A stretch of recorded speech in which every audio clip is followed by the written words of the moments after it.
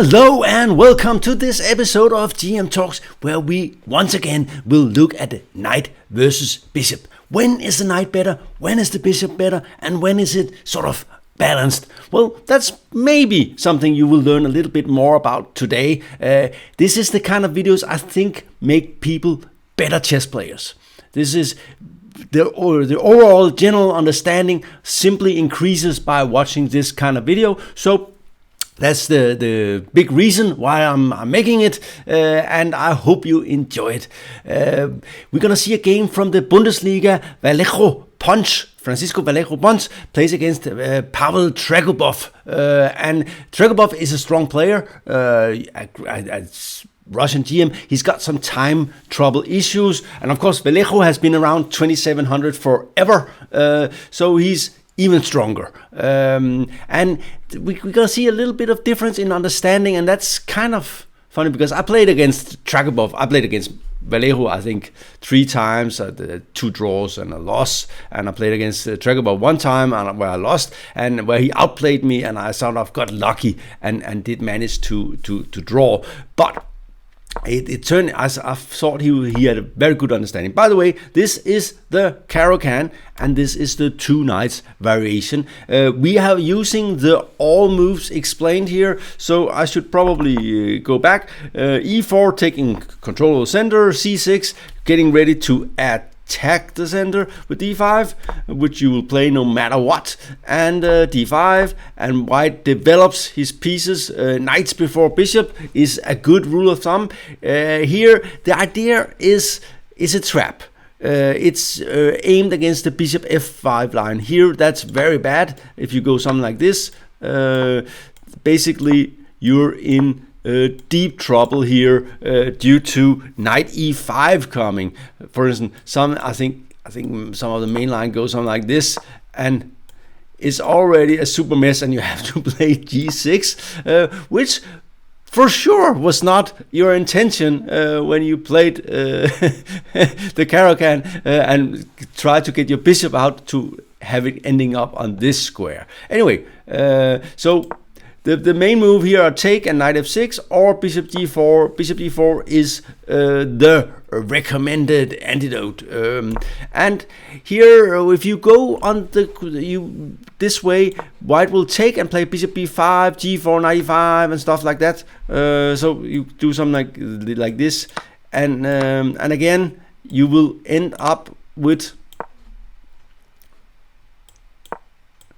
some problems due to this bishop here getting annoyed by this. This pin is also annoying, and so on. This is I thought it was unclear when I was younger, but now I believe that black has given up on this line. It's simply good for white. So instead they take and give away the bishop pair. The thing is, now you have a good structure, you have a good bishop, and you have 2 knights. So basically you're just behind with the bishop pair. And the question is, can white exploit that? It could be a long-term edge, but my feeling is that this kind of position is won by the better player. So if you're the better player, then you should aim for this kind of position. If you're not, maybe not so much. And d4, that's very aggressive. Queen b6, hitting the pawn directly, and covering the pawn, and bishop b4, bishop d2, all makes sense. Take, and you could argue for taking with the queen here. And this is kind of a little bit annoying, and it's typical for a very strong high-class player. Every move counts. They're not gonna waste anything. They're just gonna give something. And of course, the target is the pawn on d4. White is not getting enough time to just develop his pieces and get on with it. He's being harassed immediately.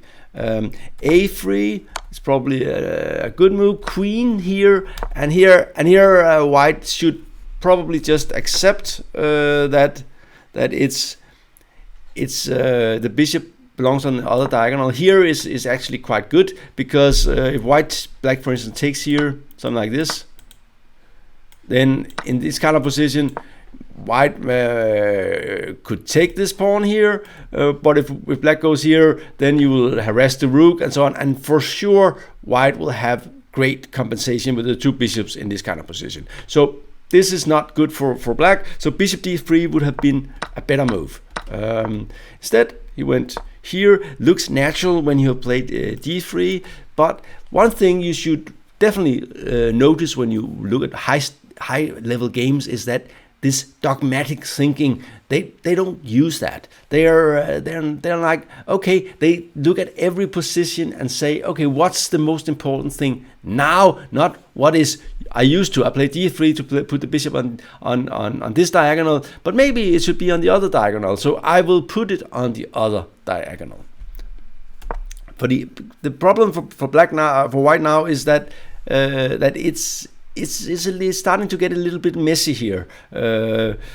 Something like this would be very unpleasant to having to losing the pawn to knight. So white went here to exchange queens. In general, when you have the bishop pair in positions like this, you like to exchange queens.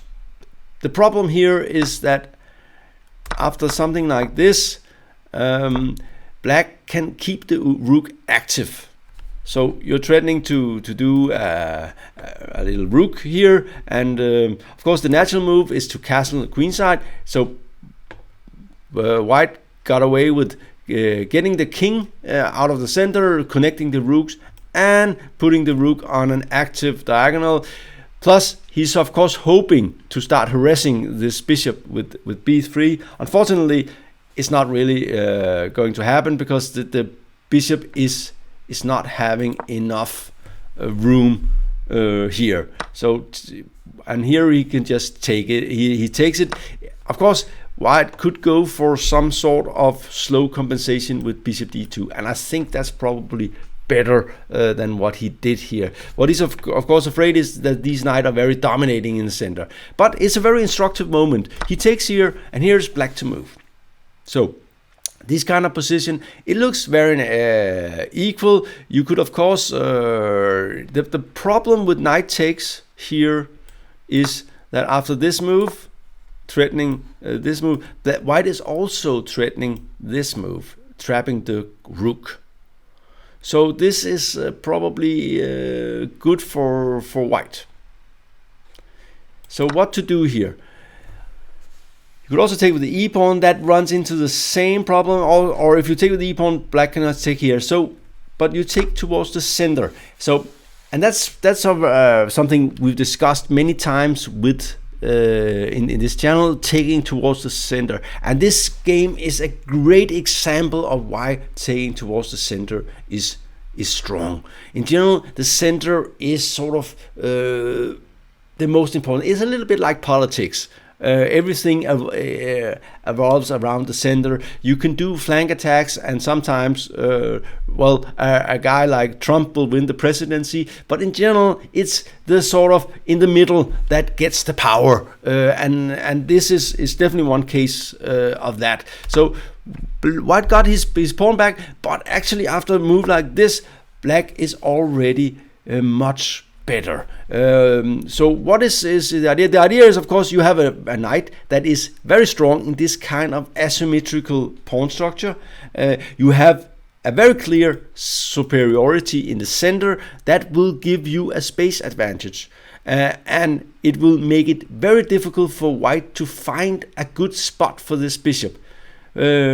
Just take a look at it and say, is there anywhere where it would be placed well?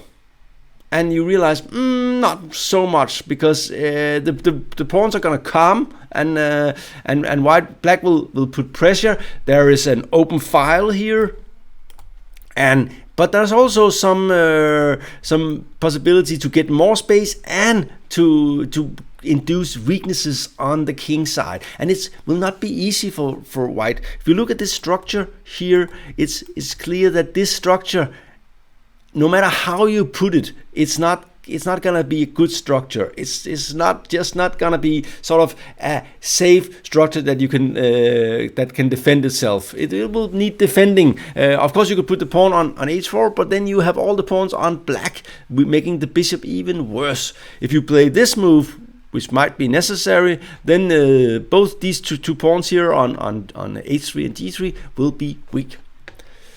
Okay, so and White decides to exchange it. I think no matter what he does, he will be worse. Exchanging one rook does not really help.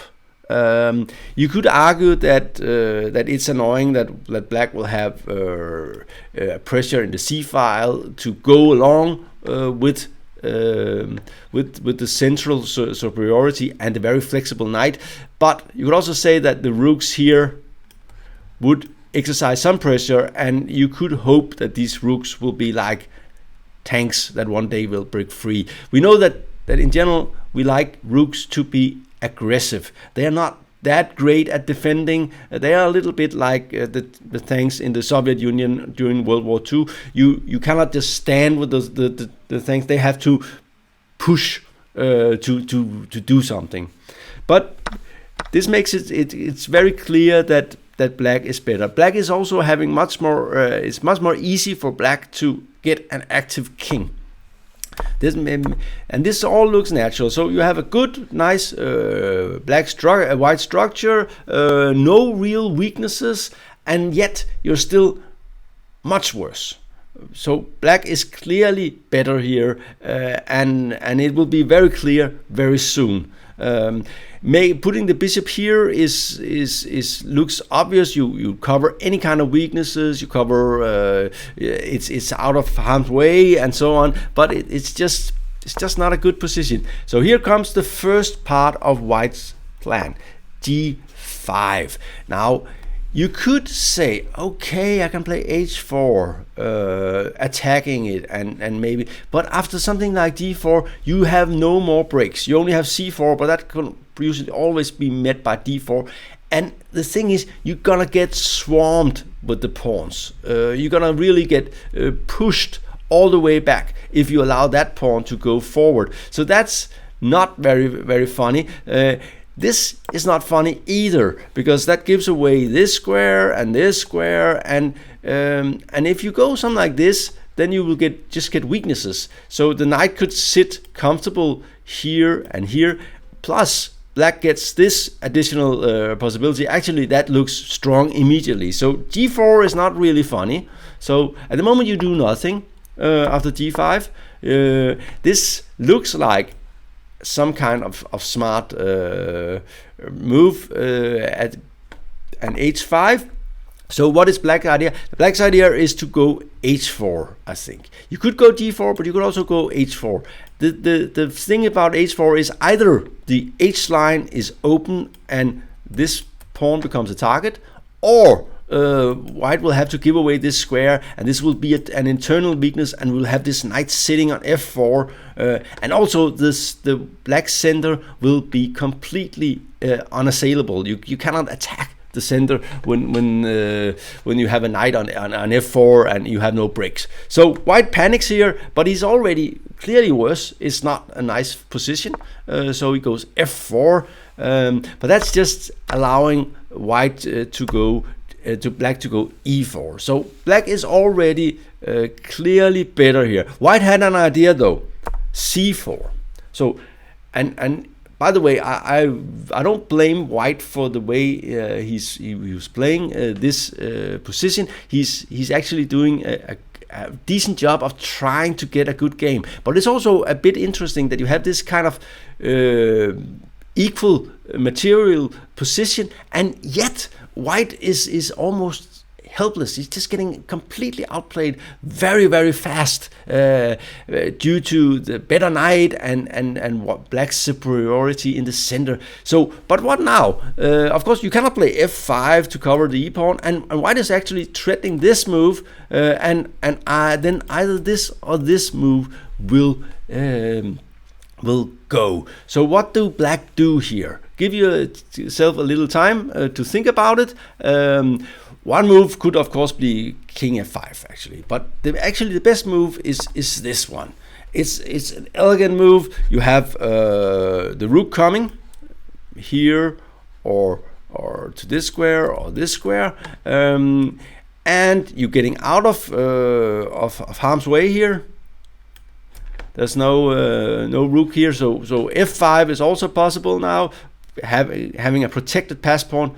Okay, so white's only idea was of course to take here. So what do you do now? Well, the thing is, you do this. Now that's a very elegant way. You cover the pawn and the pawn, and you just wait with that pawn. So you gotta take that one next time, right? That's the plan. And at the same time, the king is attacking f4. So great little move. White cannot cover the d pawn, and black goes here, and due to the pin, he will win the pawn back. And white is of course pretty desperate to get something going here before everything is completely lost. He's hoping for some counterplay in the f file or something, but black is showing really good control here, just keeping control all the way. And check, attacking here and attacking here, and after this move, black took this pawn the easy way, just keeping the active rook and keeping the ace pawn, because the ace pawn not important. These pawns here will be very hard to stop. The knight is still very strong, the rook is very strong, and actually white gave up here. I think in a grandmaster game that makes no sense, because there's plenty of in a non-grandmaster game that makes no sense. But against a good technical player like Vallejo, you're gonna lose this 100 times out of 100. So giving up, it makes a lot of sense. Also, I think when you lose like this with white, you're a bit disgusted. So it's easy to give up. You just this was so painful, I have to give up or something. Anyway, this was bishop versus knight, and please notice that the knight here, with this flexible pawn structure, superiority in the center, is much stronger than the bishop. The bishop is colorblind, and actually, as it turned out, because of Vallejo's very strong play, it just couldn't do anything in this game. It was just out of the game. It was never really a contender in any way. Anyway, this was DM Talks. I hope you like it. If you have any suggestions or anything else, just leave a comment, and I will answer it when I get around to it. Thank you for watching.